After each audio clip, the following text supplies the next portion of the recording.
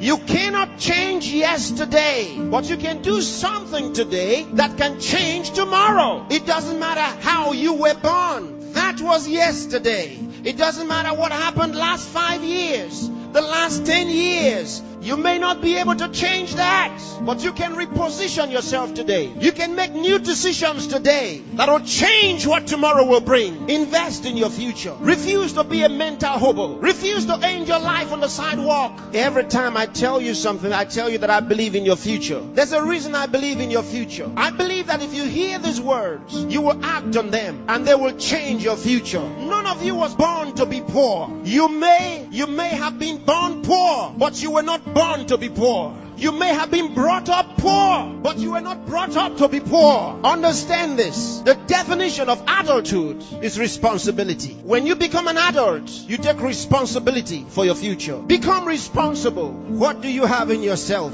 There are many who cry for help, and because there are no answers to their call for help, they feel the pains and the pangs of neglect. No, refuse to give up. Believe in what God made. God made you, and He never made a failure.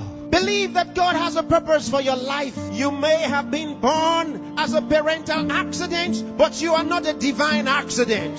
God knew you were coming, and He made sufficient provision for you. There's a place for you in the world, and I'm helping you find that place. There are certain things you must do for all of what we have discussed to be a reality. There are things that are not in abundant supply. They're limited. One of them is time. Save time. Save it. Keep track of your time. The Bible says for us to redeem the time, because it says the days are evil. You don't have extra time. Life is not a game. Therefore, make every day count for your life. Improve yourself every day. Introduce something into your life that counts. Choose to be a success. Become inspiring. Distinguish yourself with character, with excellence. If you're a musician, be a musician with a difference. Become inspiring. Whatever you do, do it with excellence. Put yourself and your best into what you do and change your world.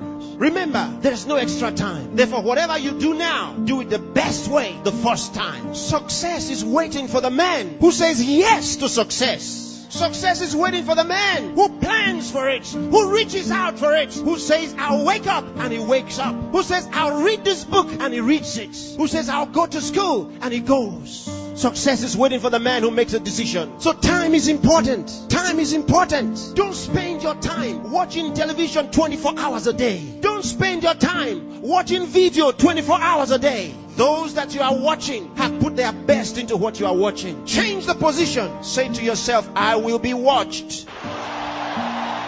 You know, sometimes I'm concerned. There are those who only think about designers' perfume, designers' clothes, designers' shoes. Where are your designs?